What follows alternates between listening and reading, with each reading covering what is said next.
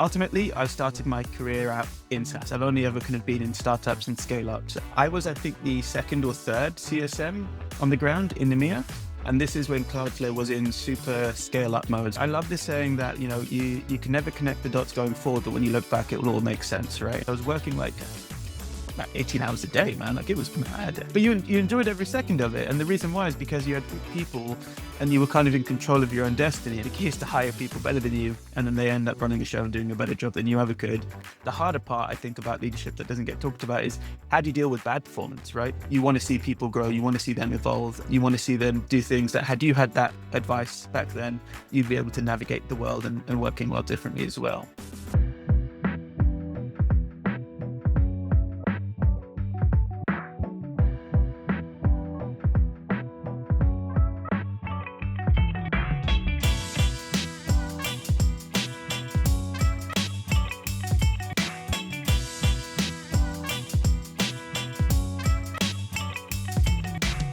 Shaffi, welcome to the podcast, my friend. Thank you for joining. Omar, how's it going? Great to be here. So cool. If you don't mind, Shaffi, I would love to go back to earlier stage of your own career, perhaps, and ask you what your journey into customer success looked like. Yeah, no, for sure. So when I think of my journey into customer success, ultimately, I started my career out in SaaS. I've only ever kind of been in startups and scale-ups, and it's been fantastic. The first B2B SaaS company I joined was a company called Hootsuite, and they're a social media SaaS provider. I joined them around about Series B, and this was kind of early 2010s, and was a fantastic opportunity to kind of understand just how SaaS companies work, right? So although I started out as a BDR, right, kind of on a sales track, what really resonated with me was, building relationships, speaking to customers, helping them solve problems. And that's kind of what opened my eyes up to departments internally, such as account management, onboarding, customer support, customer success, and so on. And so I then went on a bit of a journey to experience all of those different roles. And so my first job after Hootsuite was at a company called, they were an infrastructure as a service company. And I was an account manager there, which was great. And this is also kind of at the point when account management was transitioning into customer success. So it was less about, just the retention and upsells. It was actually about how can you meet engagement, adoption, retention, and so on as well. That's what then took me to CloudFlare as a pure kind of enterprise customer success manager. And that was a fantastic experience. So that's essentially how I got into customer success through B2B SaaS. Nice, good to hear it. And can I ask, even perhaps earlier, like how did you even manage to get this role at Hootsuite, fresh out of uni? Do you know what? Getting into Hootsuite, well, Hootsuite was my first job in tech. There technically were a couple of jobs I had, like fresh out of uni. I was working in an estate agent at one point.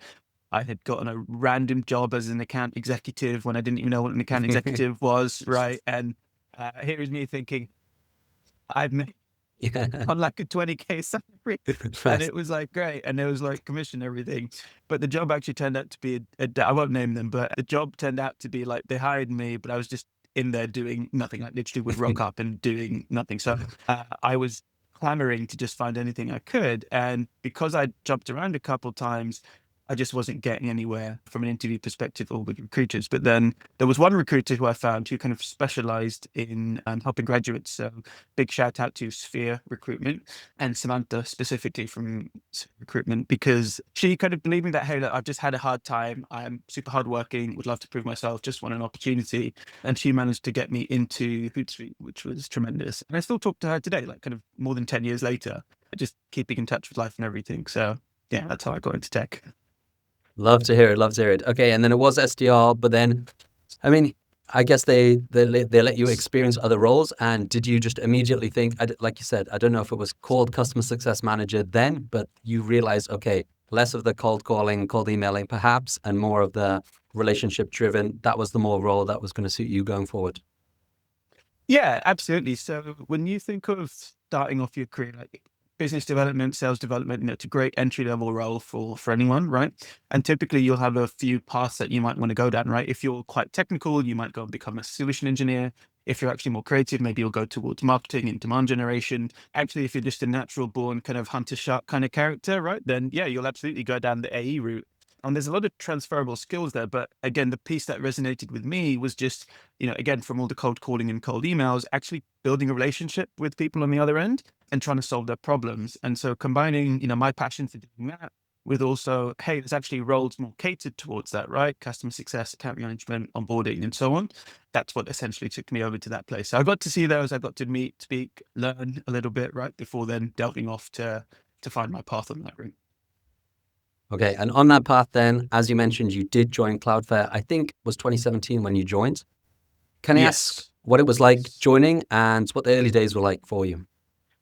Yeah, no, absolutely. So when I joined I think first thing I'll say is they had tremendously a tremendous interview process. And I say that because it was one of the longest interview processes I'd ever been on, but for the better, right? I think nowadays it's people are really quick to hire because recruiters want to keep like the time to hire down to like 2 or 3 weeks, but that doesn't always give you enough time to vet the person, to have them meet with the right amount of teams. And Cloudflare, which again, fantastic company, like went from Series C to IPO, amazing trajectory. They were really thorough with their recruiting. So I got to meet the right people, showcase what I can do. And, it's a two-way street whenever you're interviewing. So it was a really, really good experience just from then to when I actually got the role, just having like a really supportive team, like a really good book of customers. Some customers who I still speak to today, funnily Wow. enough. And yeah, that's what got me in this. So I was, I think, the second or third CSM on the ground in EMEA. And this is when Cloudflare was in super scale up mode. So I got to help out with a lot of, you can say, foundational like leadership elements, right? So I got to help with recruiting. I got to help creating playbooks, help creating processes of how we want to work with customers. Was involved with obviously working cross-functionally and interdepartmentally with product teams and customer support teams. So it was a fantastic opportunity. And again, just got to learn so much from what is today still a fantastically strong and now public company.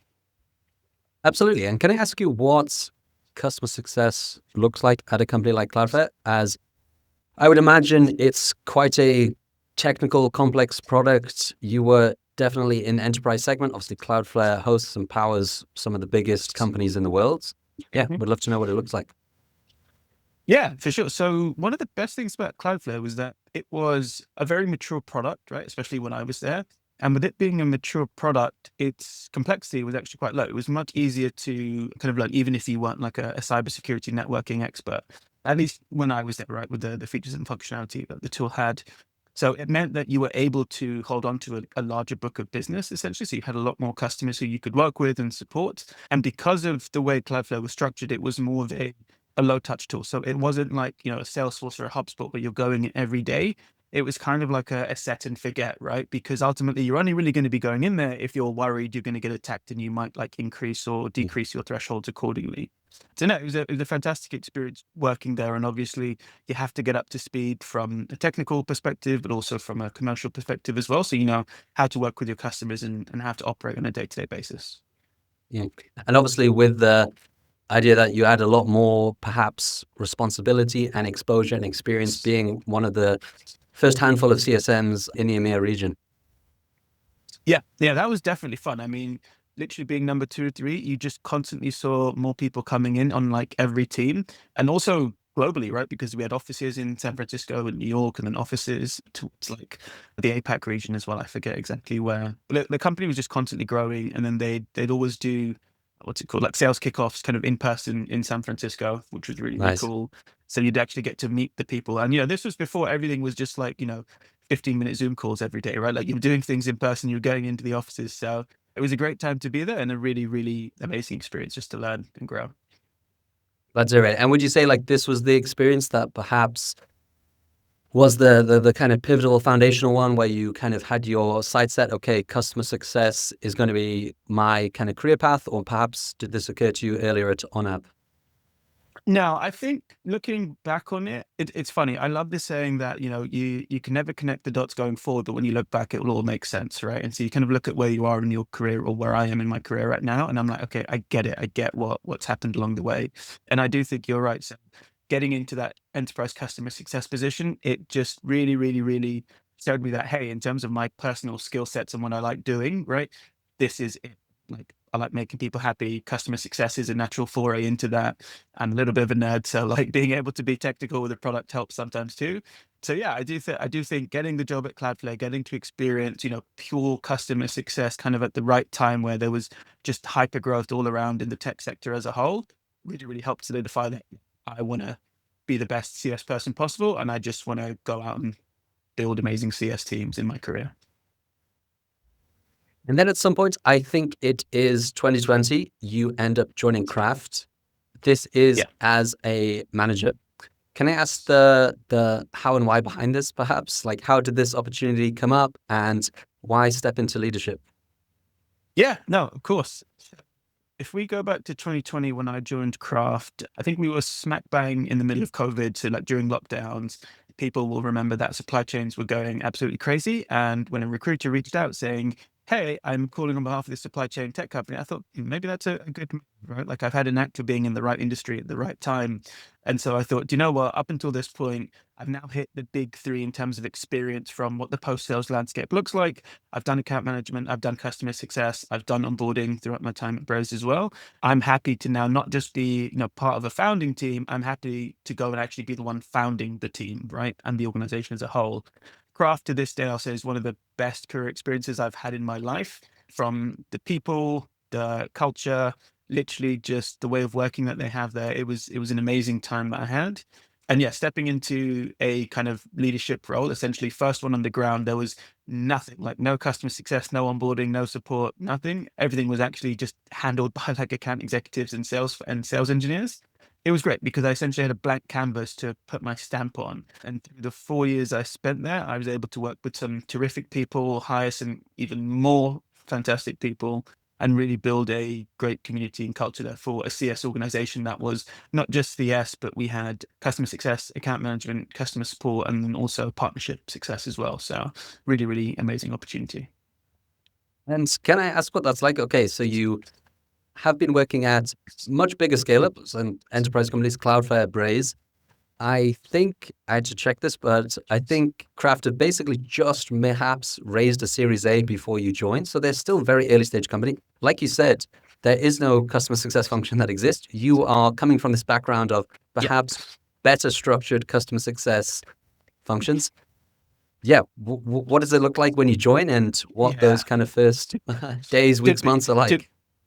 to be frank, I think anyone who's worked in an early stage startup and being the first one in a function will know this. Like, it's a complete shit show, for better and for worse, right? And that's not a bad thing. It just means that everything's everywhere, and it's a lot of good challenges to have, right? Because it means that, hey, there's work to be done, there's a house to be put in order. And again, like having fantastic people to kind of work alongside, right? We were able to get everything in order. I think of the first year I was there, I think that's the hardest I've ever worked in my life. And I say that because I was literally managing both the US and European regions. So being based out in London, that means being on calls with leadership in San Francisco at like way past my bedtime over here. But also waking up early to support folks in Europe, actually, and in APAC too. We had a couple of customers in Japan, and I'll never forget that experience because language barrier was definitely an issue. And you're just trying to make sense of it and make it work. And you're like, you're the customer, like we'll make it work. And customer success, right? Keep your customers happy, engagement, adoption, retention, and all of that. But yeah, so huge customer base. I was working like 18 hours a day, man. Like it was mad. Wow. But you enjoyed every second of it. And the reason why is because you had good people and you were kind of in control of your own destiny. And I think that's what I really liked or loved the most, just being able to do what I love. So it didn't feel like work. It felt like, I'm building something here. So it was really good, really amazing. And did you feel like obviously it was a completely different environment, you work in these crazy hours, all those kind of things, but the experience that you got from Cloudflare and Braze, or perhaps what customer success should eventually look like and where we are now, helped you kind of hit the ground running and kind of help build out this function from scratch? Absolutely. I think, in any job, there are good times and there are bad times, but the experiences that I was able to obtain from all the way back from Hootsuite to Onat to Cloudflare to Braze were instrumental in, I think, what helped me be successful at Craft. From literally starting as just a single individual over there, right, with like aspirations to build a team, to supporting that team to at its peak, I think about 10 people in the team across 4 different teams, which was amazing. And yeah, those experiences definitely help because you learn what works, what doesn't work. You're able to then adapt, right, based on the industry and the technology you're supporting and the customer profiles who you're having to work with as well. But yeah, the key theme, right, is ultimately people, process, and technology, right? It's, who do you have? What is the capacity and resource available from the actual processes and work that need to get done? Like, does this work or does this not? Is it broken? Everything from, you know, not even just from when the customer signs, right? To before the customer signs, do you need to get involved? Is it that big of a whale of a customer where, hey, actually, we'll need to get a head start on this? To understanding, perfect onboarding methodology, right? Focusing on like time to implementation, time to production, time to value, to actually having like an optimal customer success journey, right? Where you're focusing on all of the steady state metrics such as sentiment, engagement, and value to hopefully leading to, retention and expansion. So again, learned all those things along the way and was able to put them to good use at Craft. So good stuff. Okay, and on the point of people, process, and technology, like you said, you are first boots on the ground. In the backdrop of craft obviously exploding, supply chain is becoming such a core issue at the time of COVID. Can I ask what goes into basically building that 0 to 1 team, like the making the first hires, nurturing the talent, coaching, mentoring, basically helping grow the team and ensuring that it can kind of keep up with the demand of the time that you were in? Yeah. I will say no one can do everything alone, right? Like there's no iron team, etc. And it's it's better to have the right person than the quickest person, right? And I say that because it just takes one bad apple to ruin the whole experience. And this was a very, very big learning experience for me because my heart absolutely goes out to recruiters since I've had to look at thousands of CVs and spend hours and hours and hours of time in a week just looking at candidates and scheduling them. And you kind of know sometimes in the first 5 or 10 minutes, like, right, I don't think this person's going to be a good fit, but you still have to go through with the rest of the 30 minutes. But again, through all of that, right, I learned that some of the most important things to look for, at least, when you're hiring for customer success folks, is what I call the 3 E's. So high energy, executive presence, and high levels of empathy, right? Because that's what goes into making what I think at least like a top tier CSM, right? An A player CSM. So you learn that along the way, right? Because you start to learn what a good CS person looks like. You think of your peers from yesteryear, other jobs, but also what it is that, gets people to drive, right? And get shit done. And then you couple that with actually once you've got that team of people, how do you take care of that? How do you manage and monitor that, right? Because again, it's not about micromanaging and what are you doing and what have you done for me lately, but it's, hey, what are you doing and how can I help? And what do you need me for? Like I'm here to unblock things, right? It's a difference between being a leader and being a boss. And so you then have to look at the components of like motivation, skills, and execution, right? Because someone who's highly motivated will naturally be motivated to get the job done. Skill set and execution can always be improved upon, and it just depends on like what level of staff member that you're looking for, right? Like if they're an associate CSM versus like a strategic or enterprise CSM. And in my first year, actually, so sometimes you get it right and you hire someone who's absolutely fantastic. You go on to promote them a couple of times within their career. And even when you leave the business, they end up taking over your role because they're just that good, if not better than you, because the key is to hire people better than you. And then they end up running a show and doing a better job than you ever could. But sometimes you get it wrong. And actually, that's the harder part, I think, about leadership that doesn't get talked about is how do you deal with bad performance, right? Because it must be addressed. Otherwise, it has a downward spiral effect on not just your team, but the other teams that that individual has to work with as well. So learning how to fire someone is just as important as how to hire someone, is what I'd say. Yeah, and I guess it's the tough lessons that you have to learn at early stage startup, and especially when you are responsible for building out this team and ensure that it does scale with the needs and the growth of the startup. Because I think it was then Yeah. 2023 perhaps that they raise a pretty big Series B round. So there is this kind of momentum that this craft are going towards, and it just needs to have the like you said, the processes, the people, the technology, all kind of moving in the direction to help them get there. Yeah, no, absolutely. So when I think back to 2023, fun fact, we were actually doing our offsite in Cancun at the time. So that was our kind of like celebratory, hey, we've hit Series B, which was good. And at that point, the team, I think it was halfway. I think we were up to 5 at that point. Like we had a few CSM, we had an account manager, we hadn't quite fleshed out customer support, and we hadn't fleshed out partnership success yet, but those were coming.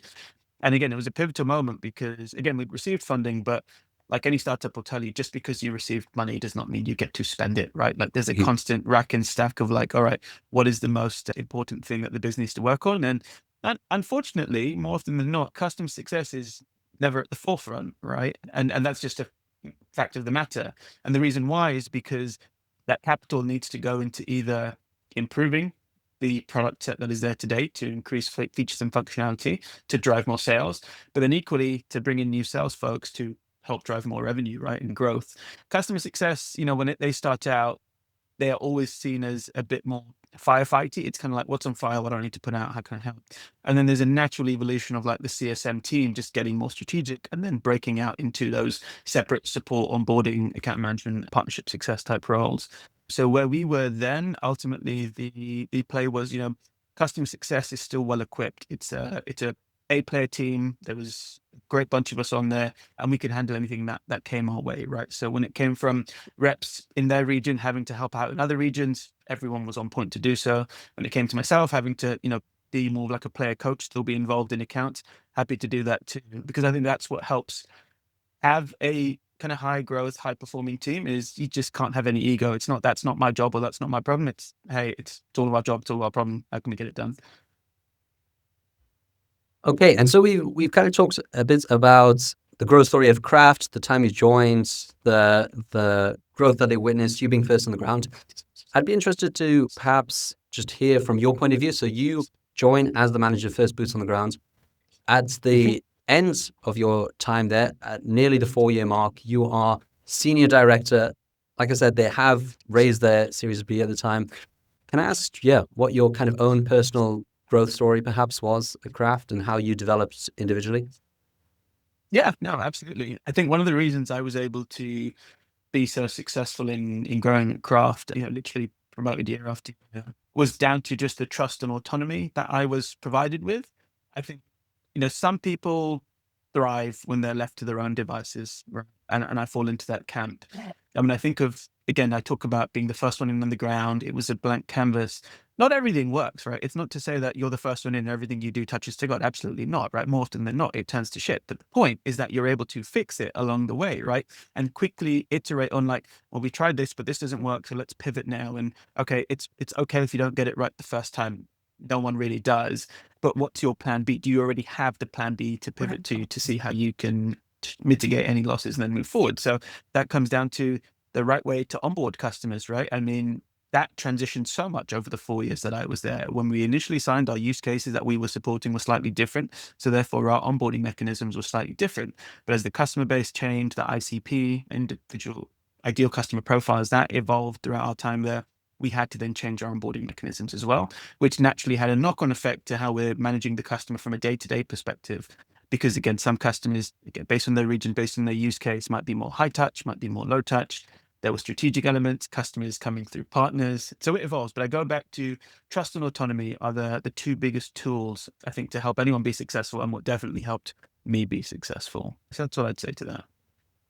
Love to hear it. And okay, perhaps zooming out a little bit on your experiences and career growth. We talked about it a bit about your time at Crafts, but I'd love to know on the overall kind of trajectory of your career, how important you feel mentorship was, both as the mentor figure that you were at Craft perhaps, and if you were a mentee and being mentored as you kind of came up throughout your career.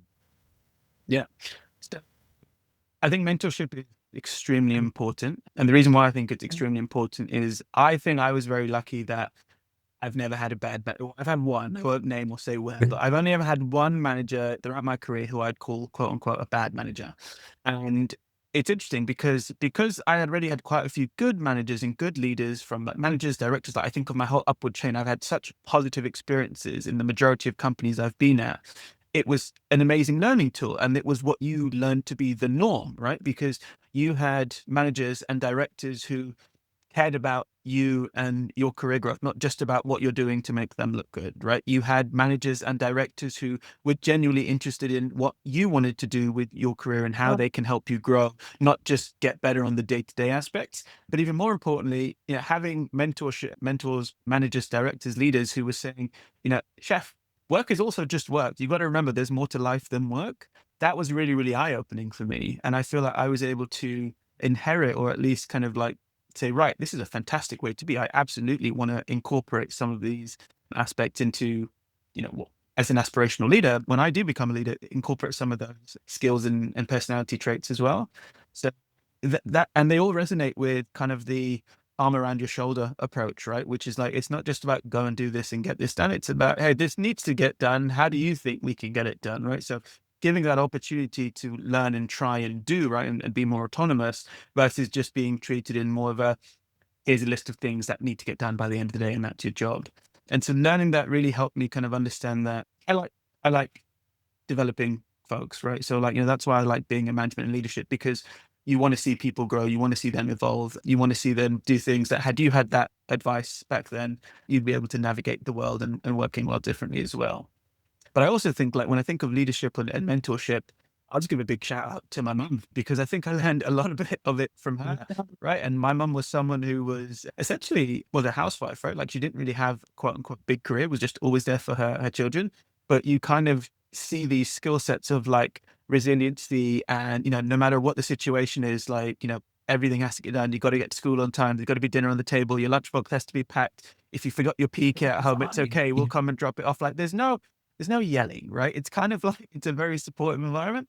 And so I think of like my experience in life growing up from that perspective with my mum, but also the experience of seeing managers incorporate skills that reminded me of that. And I think that's what's helped me foster my own management style, to just be supportive. So yeah, I think it's really interesting thinking about that. But yeah, that's what I'd say to that. Final question before I let you go, Shaffi. What advice would you give to either a younger Shaffi earlier on in your career, or perhaps just any other early career customer success folk listening, on how they can build a career they can be proud of?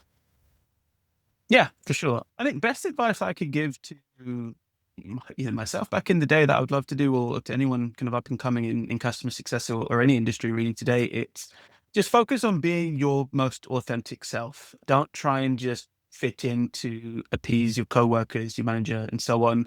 I think it's going to lead to, while it might lead to some external kind of satisfaction for others, it's going to lead to some internal dissatisfaction and unhappiness for yourself.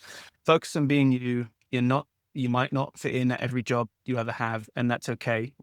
And if you're ever going through a bad stint, it might feel like the absolute worst time in the world, but the older you get, you realize that it really is true that kind of time heals all wounds, that you completely forget about the bad managers, the bad experiences, the bad customers, completely irrelevant, right? I'd also say just never be afraid to change your environment. If it's not working for you somewhere, that's okay. Like, it just wasn't meant to be.